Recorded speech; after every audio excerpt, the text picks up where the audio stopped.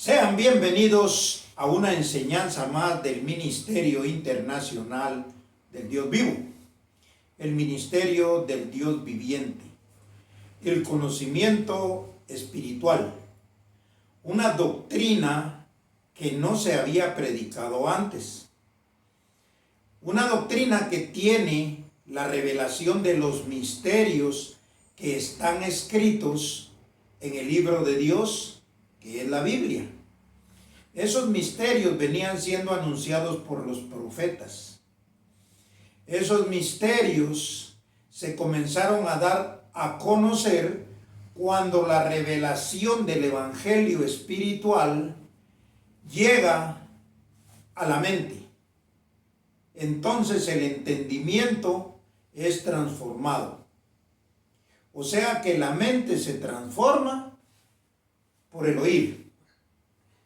Y eso está bien claro, porque así está escrito.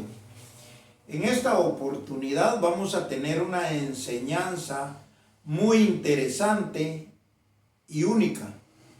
Nunca antes se había hablado de esto que yo les voy a hablar. Para algunos podría ser un tema muy delicado. ¿Por qué? Porque tratan esto de una forma dramática. Y no, esto es bien sencillo. Los entendidos entenderán. Y vamos a tratar un tema muy importante que tiene como título el camino espiritual. El camino espiritual es a través del conocimiento, que las enseñanzas venían gradualmente, que se enseñaba como se enseña secularmente, como se tiene el conocimiento académico, y comienza con enseñarle a un niño. Pablo menciona la palabra niños en su doctrina. Dice que sean como niños, después dice que debiendo de ser ya maestros, tienen necesidad que se les vuelva a enseñar como que fueran niños. Entonces la palabra niñez es sinónimo de poca sabiduría.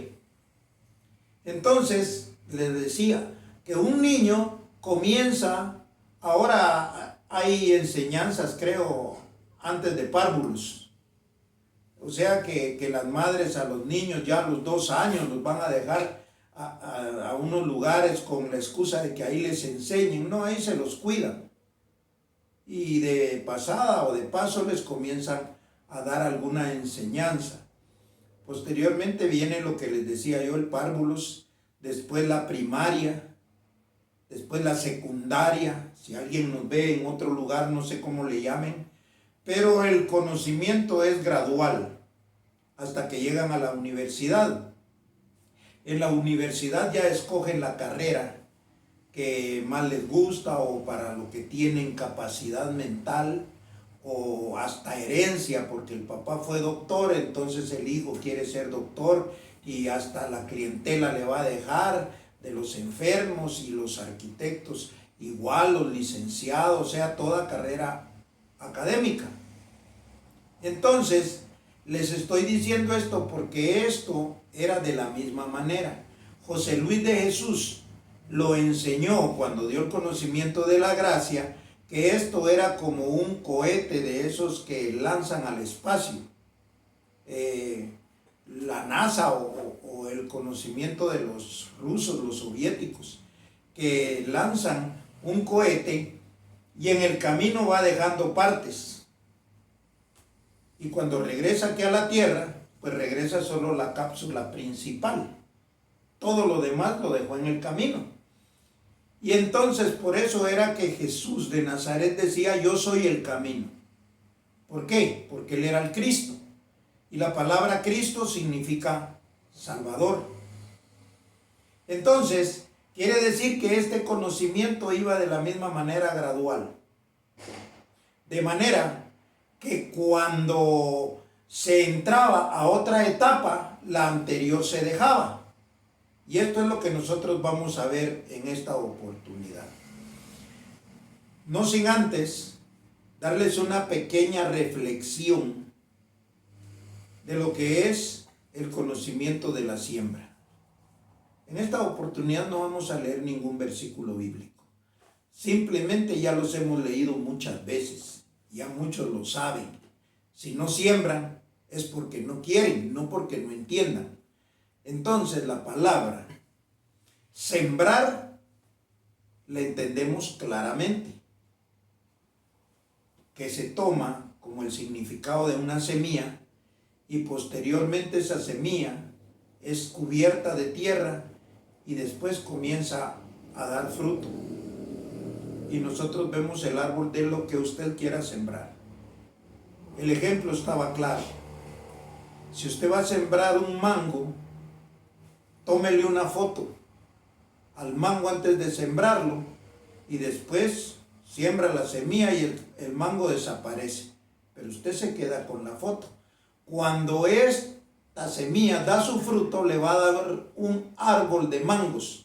Y si usted le toma foto a los mangos que ya es producto de la cosecha, van a ser exactamente igual al que usted sembró. Entonces eso significa el conocimiento de la abundancia, porque usted sembró un mango, pero ¿cuántos va a cosechar? El ejemplo está claro. Usted siembra en el ministerio del Dios vivo para que su palabra corra. De otra forma no va a correr la palabra. Les decía la vez pasada, o hace 8 días me parece, que había que hacer volantes o tarjetitas para anunciar el canal, para que se comience a sembrar, porque créanme que el ser humano es bien delicado, bien sensible, no se le puede decir absolutamente nada porque todo le molesta, porque así fue enseñado, así le enseñó la religión, y muchos por eso es que manejan el conocimiento de la avaricia como excusa para no sembrar. Nunca han probado. Jesús de Nazaret dijo, más bienaventurado es dar que recibir. Cuando tengan la práctica del dar, entonces van a aprender también a conocer cómo es que reciben. Pero si nunca empiezan, entonces ese es el conocimiento para la siembra en esta oportunidad. Que usted siembra para que la palabra corra y sea glorificada así como lo fue entre vosotros. De alguna forma a usted le llegó la palabra y esto tuvo que ser por medio de una inversión, aunque sea mínima. ¿Por qué? Porque hasta para comprar una cámara, para tener un teléfono, eso no viene gratis. Nada viene gratis. Y la palabra de Dios tiene que correr también de la misma manera como ha corrido siempre. Jesús de Nazaret recibía ofrendas. Oiga bien, Jesús de Nazaret recibía ofrendas. Y muchos dicen, si hubiera estado en aquel tiempo, yo a Jesús sí le hubiera dado. Mentira. Ahí solo dan los que entienden, los que tienen el entendimiento y los ojos del entendimiento alumbrados. Entonces vamos a comenzar con lo que es el camino espiritual. El camino espiritual da principio con un conocimiento, el que tenía Jesús de Nazaret. Dice que la luz vino al mundo. Él era la luz. Entonces, pero era una luz en conocimiento, en enseñanza, principiaba el camino. Y para eso vamos a ir a Mateo 9, 27 al 34.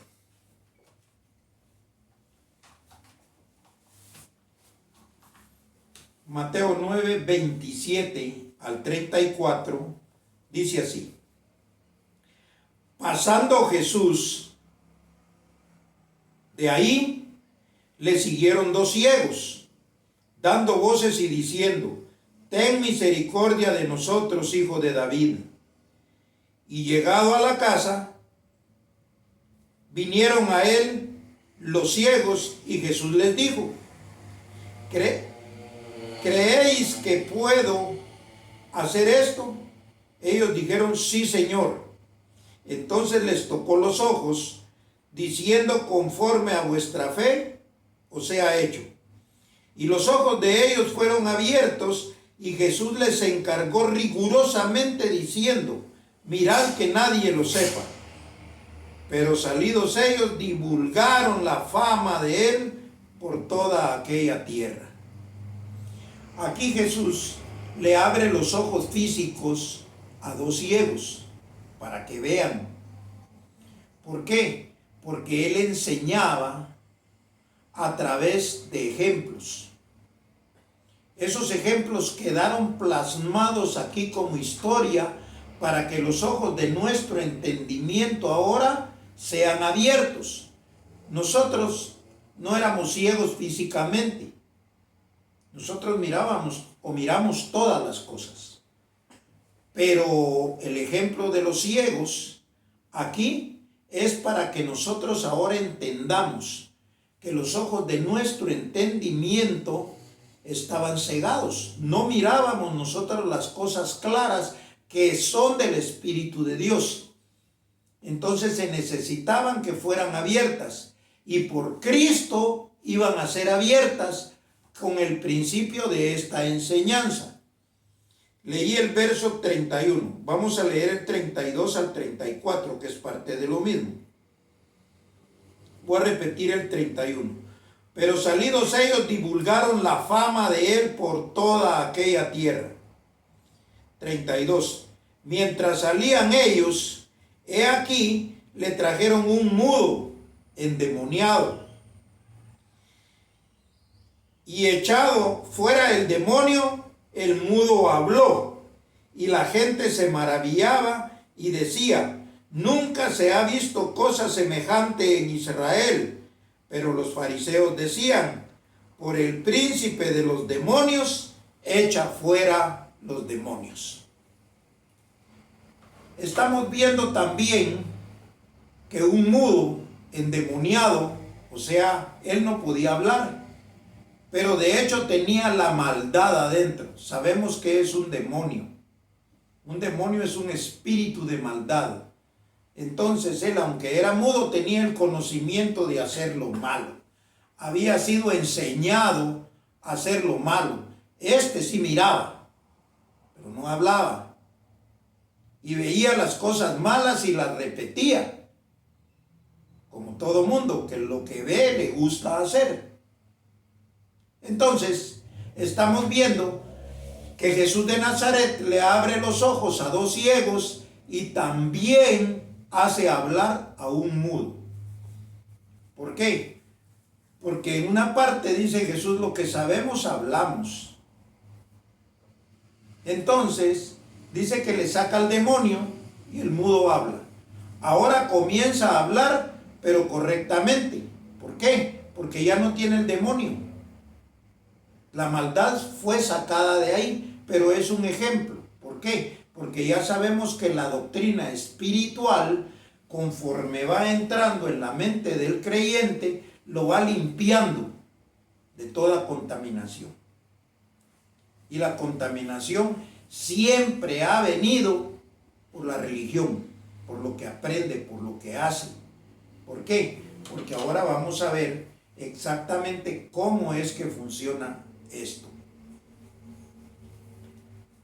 Vamos a ir ahí mismo a Mateo 10:1. Es solo un versículo. Y dice así: entonces, llamando a sus 12 discípulos, obviamente está hablando de Jesús de Nazaret. Entonces, llamando a sus 12 discípulos, les dio autoridad sobre los espíritus inmundos para que los echasen fuera y para sanar toda enfermedad y toda dolencia. Dice que Jesús le dio autoridad a los 12 discípulos. Quiere decir que los que tenían autoridad para echar fuera demonios, para sanar, eran los 12 discípulos. Pero no dice que el resto de la gente siguiera practicando esto. No, porque a ellos de alguna forma les había dado la autoridad y por eso era que Pedro hacía milagros. Ahora, en aquel tiempo era que Pedro los hacía. Y aquí en los versos que siguen están los nombres de todos. Les voy a leer el siguiente verso solo para ver algo. Entonces dice, los nombres de los 12 apóstoles son estos. Primero Simón, llamado Pedro, y Andrés su hermano, Jacobo, hijo de Zebedeo, y Juan su hermano, Felipe, Bartolomé, y así sigue mencionando por nombre los 12, hasta aparece Judas. Entonces, lo que nosotros estamos viendo es de que Dios, a través de Jesús de Nazaret, le da autoridad a 12 hombres para que puedan sanar, los únicos. De ahí, fuera de esos 12, todos los que dicen sanar son falsos. ¿Por qué? Porque ellos se quedaron haciendo lo mismo que hacía Jesús de Nazaret, porque heredaron la enseñanza de Jesús de Nazaret. Poner ejemplos para que los ciegos miren, para que los mudos hablen, para que los cojos anden, para que los leprosos sean limpiados y los pobres reciban conocimiento de evangelio. Entonces, vamos ya viendo lo que es el camino. Jesús ponía ejemplos, sanaba a los ciegos, a los mudos, y también le da autoridad a 12 que andaban con ellos, que fueron sus discípulos, para que hicieran lo mismo. Pero una vez muertos ellos, se acaba esto. Y viene Pablo con un conocimiento espiritual. Entonces, vamos a ver cómo Jesús de Nazaret dice que esto termina. Vamos a ir a Juan, en su capítulo 7, verso 37 al 39. Y dice así: en el último y gran día de la fiesta, Jesús se puso en pie y alzó la voz diciendo: si alguno tiene sed, venga a mí y beba.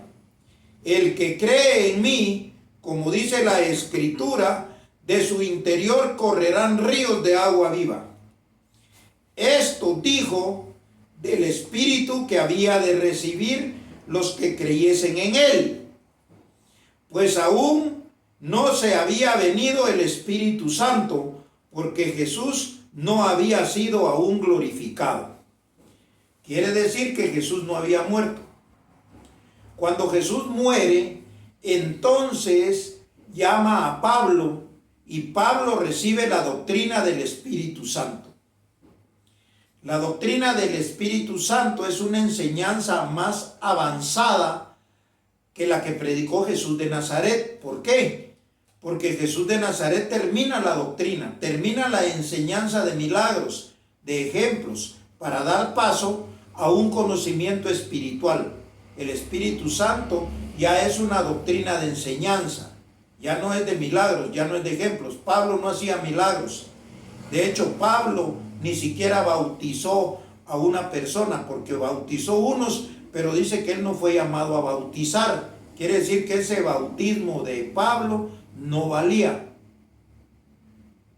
¿Por qué? Porque lo de él era enseñar una doctrina, la doctrina del Espíritu Santo, un beneficio mejor que el que se les había dado a los israelitas, a los judíos. Entonces Pablo predicaba a los gentiles un evangelio ya no de milagros, ya no de ley de Moisés. No, la ley termina y terminan los milagros, la enseñanza de Jesús, y comienza la doctrina de fe. O sea, porque la fe viene por el oír. Y aquel que entendía la doctrina de Pablo y la creía, eso era por fe. Ahí no habían obras, sino era un conocimiento, el cual no todos recibieron. Ahora bien, la doctrina de Pablo comienza a dar una enseñanza espiritual. Y esa enseñanza espiritual le enseña a los que en ese tiempo estaban oyendo que estaban muertos. Los que recibieron la ley de Moisés, también la ley los mataba. ¿Por qué? Porque el que no cumplía la ley moría. Pero no era una muerte física, sino que era una muerte según su entendimiento y su conocimiento. Entonces ellos estaban muertos, porque ¿quién cumplió la ley? Nadie. Ahora, ¿quién creyó a la gracia de Pablo? Nadie tampoco. Entonces, tanto los judíos como los gentiles tenían que entrar en una muerte. ¿Por qué? Porque esa muerte era morir al conocimiento que había dado Jesús de Nazaret, como también morir al conocimiento que había dado Pablo cuando viniera el entendimiento de la transformación. Pero vamos a leer unos versículos y aquí es donde están los misterios que yo les voy a revelar en esta oportunidad. Vamos a ir a Gálatas 5:16.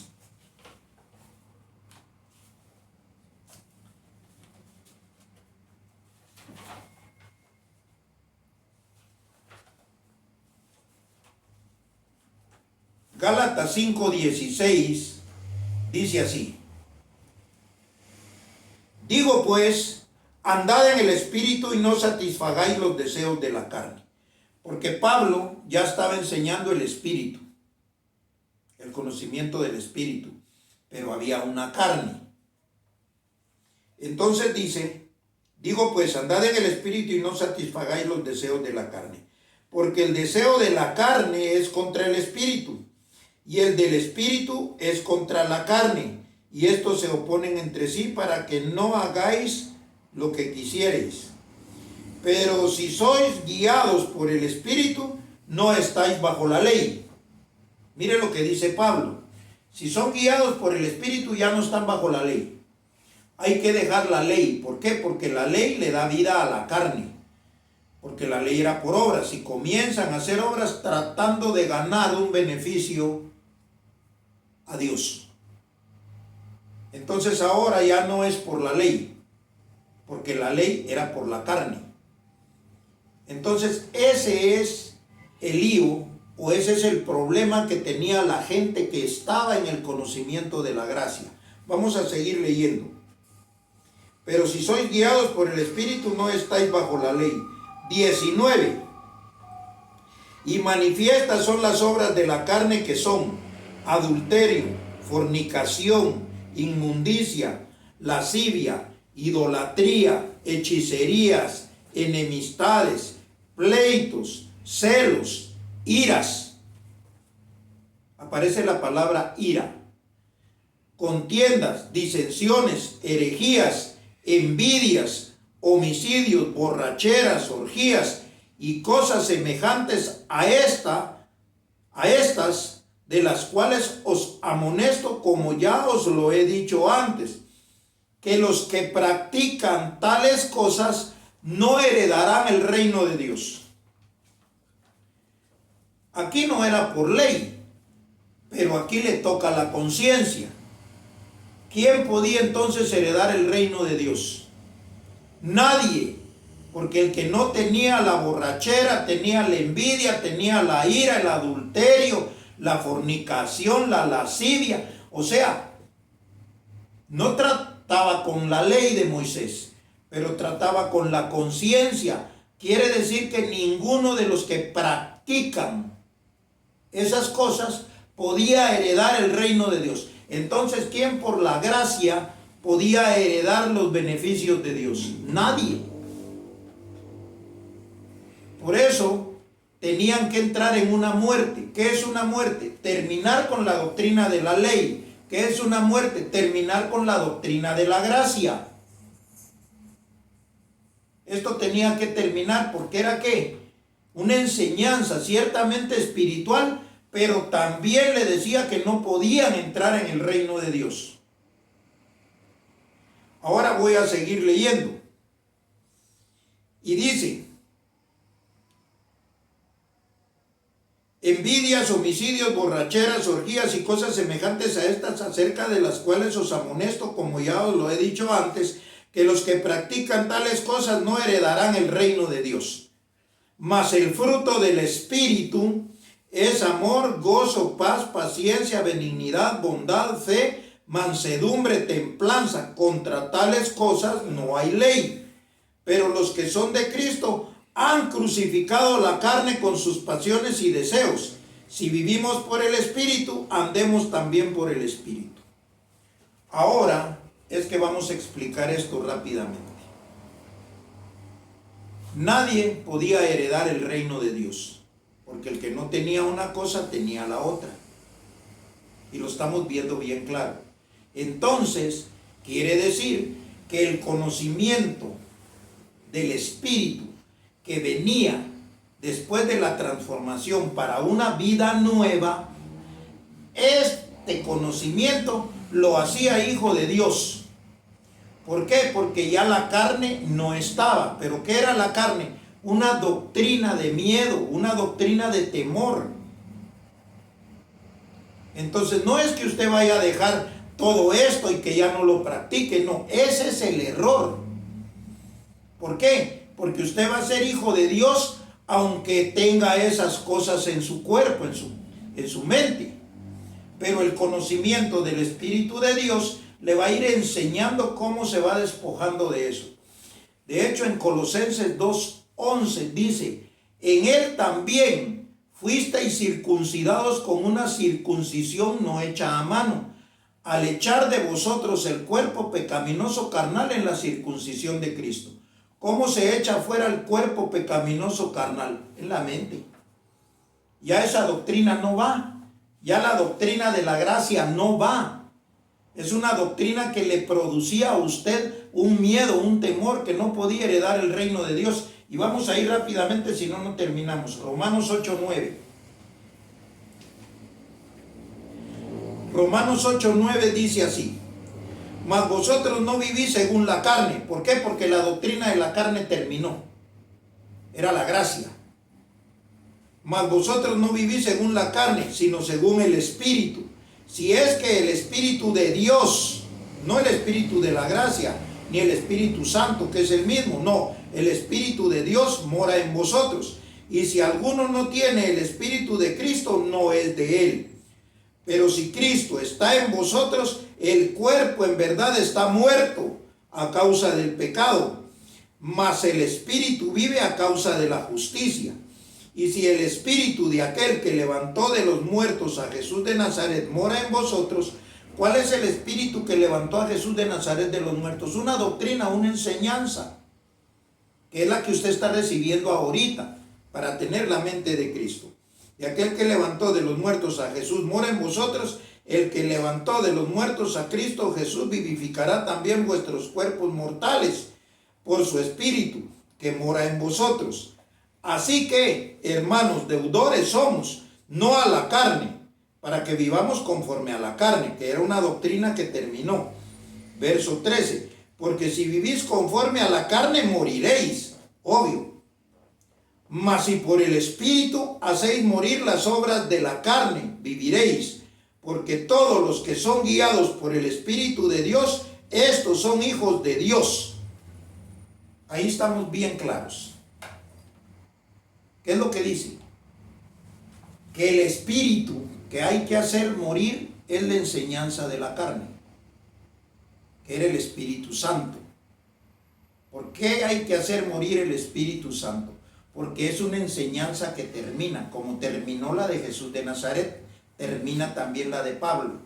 ¿Por qué? Porque si usted sigue en la doctrina de la gracia, en la doctrina de Pablo, aún en la que predicó José Luis de Jesús, va a pensar que nunca puede entrar en el reino de Dios y se va a ver frustrado. Aquí no, aquí usted recibe la doctrina y lejos de sentirse frustrado, se siente enseñado, se siente hijo de Dios, heredero, bendecido con toda bendición. Y vamos a terminar entonces leyendo la primera carta a los Corintios en el capítulo 2, verso 14.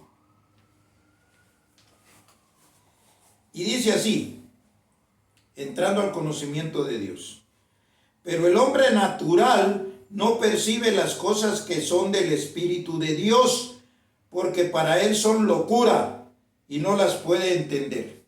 Esto que yo acabo de predicar para muchos le va a parecer locura. De que usted pueda ser hijo de Dios con toda y las debilidades que tenga en su cuerpo.